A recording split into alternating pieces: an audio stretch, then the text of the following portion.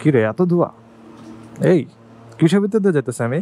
কালকে নাকি পরশু একটা ঘটনা হয়েছে, গরুর হাটে ছিনতাই করতে গিয়ে একজনকে নাকি মেরেই ফেলছে। আর এখনকার সময় ছিনতাইগুলো এরকম হয় কিরে? সাইকেল আমারে চাপ মারে কেন ভাই? বুঝলাম না। আপনিও কি টেসলাদের মতো হয়ে গেলেন নাকি? অনেক গরু রাস্তার সাইডে। কত দূর রাইড করতেছি, মনে হয় 2 কিলোমিটারের মতো। পুরাটাই গরুর হাট, গরুর শাড়ির মাঝখান দিয়ে চলে যাইতেছি আমি। নাইস।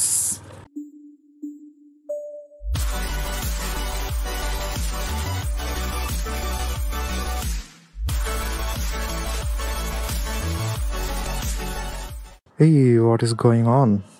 বাজে এখন হচ্ছে বিকাল 4:45। আমি যাব একটু বেড়িবাঁধের ওদিকে। বাইক স্টার্ট দেই।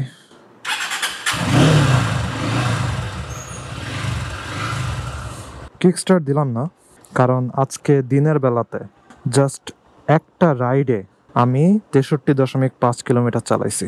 সাবার গেছি আর আসছি আমার এক ফ্রেন্ডকে পিছে নিয়ে। এখনো ফুয়েল এক দাগও যায় নাই, এর জন্য মোটরসাইকেল অলরেডি ওয়ার্মড আপ। আরে গরু, লেটস গো। মশার ধোঁয়া দিতেছে, এগুলো কি আসলে কোনো কাজে লাগে আমি জানি না। যেটা আমি দেখছি আমার লাইফের এক্সপিরিয়েন্স আর কি, ওটা হচ্ছে মশার ধোঁয়া দিলে মশাগুলো আরও ওই জায়গা থেকে বের হয়ে বাসা বাড়িতে গিয়ে ঢুকে। তারপরও অ্যাটলিস্ট যেসব জায়গাতে মশা বংশবৃদ্ধি হয় ওই জায়গায় আই গেস নষ্ট করা হয়। কিরে এত ধোঁয়া? এই কিসের ভিতর দিয়ে যেতেছে আমি? হোয়াট ভাই, পুরো ধোঁয়ার ভিতর দিয়ে গেলাম। ক্যামেরা লেন্স কি ঠিক আছে? আই গেস ঠিক আছে, কারণ এই ধোঁয়া তো জ্বলেও বাসবো না যে ক্যামেরা লেন্স ঘোলা করে দেবে। এসির বাতাস ক্যামেরা লেন্স ঘোলা করে দেয়, কারণ ওইটা হচ্ছে জলীয় বাষ্প। যাই হোক, ধোঁয়ার সামনে মোটরসাইকেল রেখে কয়েকটা ছবি তুলতে পারলে ভালো হতো, জোস একটা ব্যাকগ্রাউন্ড হতো আর কি। বেড়িবাঁধে রাস্তার চারপাশে গরুর হাট করছে এবং ওগুলোর সিকিউরিটি মনে হয় খুবই কম, কারণ আমার একটা স্টুডেন্ট আমাকে জানাইলো কালকে নাকি পরশু একটা ঘটনা হয়েছে, গরুর হাটে ছিনতাই করতে গিয়ে একজনকে নাকি মেরেই ফেলছে। আমি জানি না এটা পুরোপুরি ট্রু নাকি, বাট তারপরে আমাকে জানালো যে সন্ধ্যাবেলা ওদিক দিয়ে না যাইতে, সাবধান থাকতে। আসলে গরুর হাটে মানুষেরা যারা গরু কিনতে আসে তাদের কাছে অনেক টাকা পয়সাই থাকে। মনে করেন আপনি যদি ভাগেও কোরবানি দেন, আপনার পকেটে তো 20-25 হাজার টাকার মতো থাকতে পারে। সো ওই সুযোগটাই আর কি তারা খুঁজে। আর এখনকার সময় ছিনতাইগুলো এরকম হয় কিরে? সাইকেল আমারে চাপ মারে কেন ভাই? বুঝলাম না। আপনিও কি টেসলাদের মতো হয়ে গেলেন নাকি? যাই হোক, যেটা বলতেছিলাম, এখনকার সময়ের ছিনতাইগুলো এমন হয়ে গেছে যে আগে তো জিজ্ঞেস করতো যে কি আছে দে, আর আপনি যদি দিয়ে দিতেন তাইলে আর কিছু করতো না, ছেড়ে দিত আপনারে। আর এখন আপনারা কিছু জিজ্ঞাসই করে না, আগে দেখো তারপরে দেখে কি আছে না আছে, কোনো কথা নাই তাদের। রিসেন্ট সিসিটিভির যে ভিডিওগুলো ফেসবুকে আসতেছে ওগুলোতে এরকমই দেখা যাইতেছে। আমাকে লাইফে ছিনতাইকারী একবারই ধরছিল, ওইটা হচ্ছে মোহাম্মদপুর এরিয়াতে। তখন আমি অনেক ছোট ছিলাম, তখন আমি ক্লাস 10-এর উদ্ভাসে মডেল টেস্ট দিতাম আর কি, মোহাম্মদপুর ব্রাঞ্চে ইকবাল রোডে। তো ফ্রেন্ডদের সাথে হেঁটে হেঁটে আসতাম। সো আমার সাথে 3-4টা ফ্রেন্ড ছিল, তো ওরা হেঁটে হেঁটে একটু সামনের দিকে চলে গেছিলো। তো আমাকে হঠাৎ করে 3টা টিনেজ ছেলে ধরছে, ওই যে কিশোর গ্যাং এর টাইপের আছে না, ওরকম আর কি।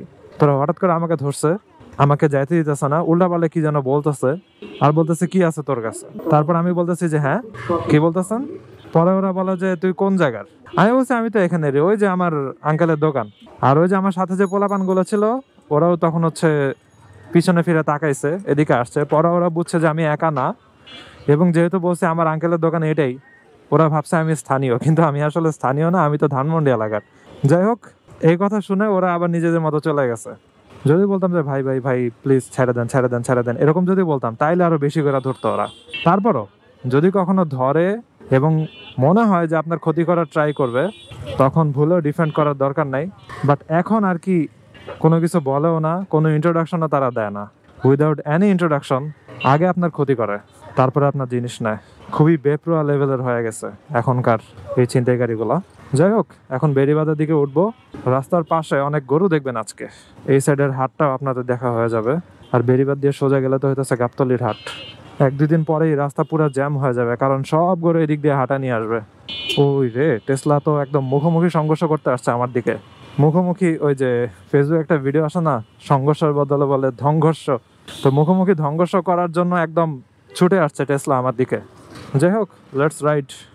ওই যে উপরে সাইনবোর্ড লাগানো আছে, ঐতিহ্যবাহী হাজারীবাগ লেদার টেকনোলজি পশুর হাট 2025। এই পশুর হাট এখন দেখবো। এইটা মেবি শিকদার মেডিকেল পর থেকে স্টার্ট হয়েছে একদম লাস্ট পর্যন্ত। বউবাজারের ওখানেও আছে। বউবাজারের জ্যামটা এখন এত বিচ্ছিরি হয়ে গেছে, সব অটো ওই জায়গাতে দাঁড়া থাকে আর হুদাই ওই জায়গাতে বিশাল একটা জ্যাম লাগে। ওই জ্যামের নামই হয়ে গেছে বউবাজারের জ্যাম। যাক, কিছু ভলান্টিয়ার্স এখানে কাজ করতেছে জ্যাম নিরসনের জন্য, এই জিনিসটা ভালো করছে, না হলে আরো বাজে অবস্থা হইতো। তারপরও তো বিশাল সিরিয়াল। এটা বউবাজারের জ্যাম শিওর, আমি গুগল ম্যাপসে দেখে আসছি এটা। হুজুর, রাস্তা পার হওয়ার সময় একটু তাকায়েন, এই যে গরুর হাট, রাস্তার সাইড ভর্তি পুরা গরু, এখানে ট্রাক দিয়ে ঢুকায় আবার বের করে, এগুলোরও একটা জ্যাম লাগে। আমার বাম পাশে সবই গরুর হাট, দেখাতে পারতাছি না কারণ আমি এখন জ্যাম অ্যাভয়েড করার ট্রাই করতেছি। ডান পাশেও দেখবেন আপনারা, এই যে গরু। একজন বলতেছে ব্লগার ভাই। ভাই, এরা এত তাড়াতাড়ি কেমনে ডিটেক্ট করে যে একজনের হেলমেটে ক্যামেরা আছে? মুভিং পারসন বুঝে ফেলে অনেক তাড়াতাড়ি। ময়লার গাড়ির থুপ এক জায়গাতে, এই যে সব গরু, মানুষেরা দেখতেছে, গরুর পিছন থাপড়াইতেছে, দেখতেছে কেমন টাইট।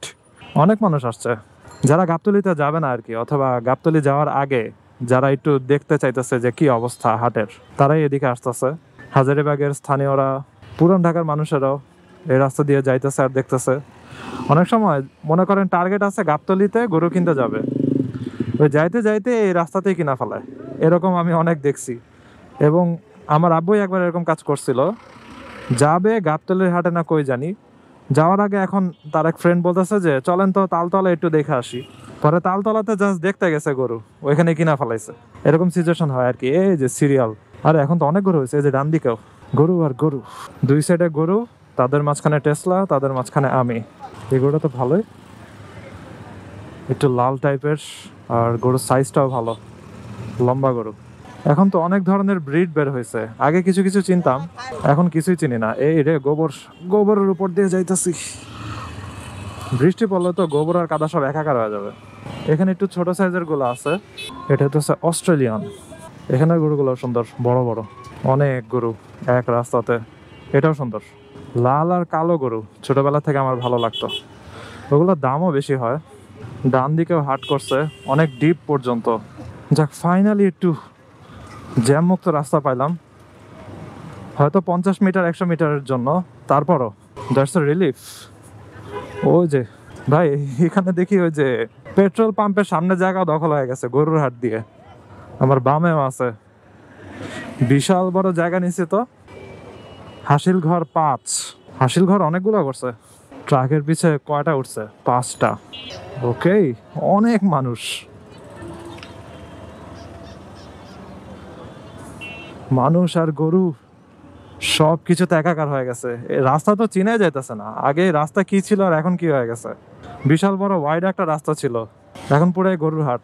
কোরবানির পরে আবার ওয়াইড রাস্তা হয়ে যাবে আগের মতো। সাদা গরু এতক্ষণ পরে একটা দেখলাম, সাদা গরু কি কম নাকি?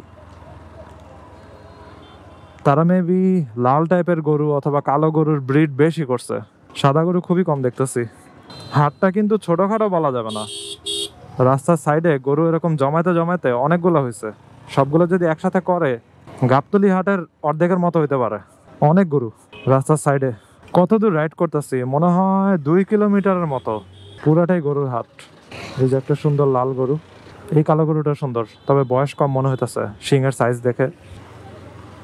এটা মনে হয় সেল হয়ে গেছে, নিয়ে যেতেছে এখন। গরুর গলায় ঝুলানোর মালাও সেল হইতেছে এখানে। কালকের থেকে আরো জ্যাম লাগবে এসব রাস্তাতে। এখন তো মানুষ এসে জাস্ট গরু দেখতেছে, কালকে হাটায় নিয়ে যাবে আর বিশাল সিরিয়াল লাগবে ভেহিকেল গুলার।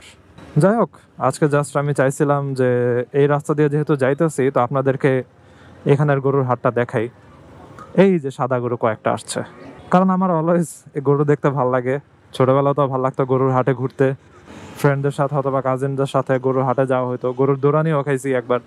যাই হোক, আপনাদেরকে লম্বা কয়েক কিলোমিটার লম্বা গরুর হাটটা দেখাইলাম।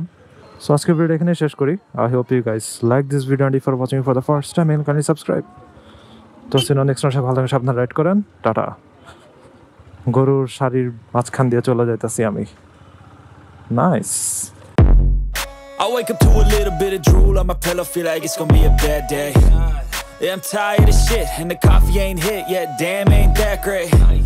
I don't wanna go to work, cause my boss is a jerk, and I'm not even that paid. I need a change in my life, cause I don't feel alive, and there's nothing that makes me happy.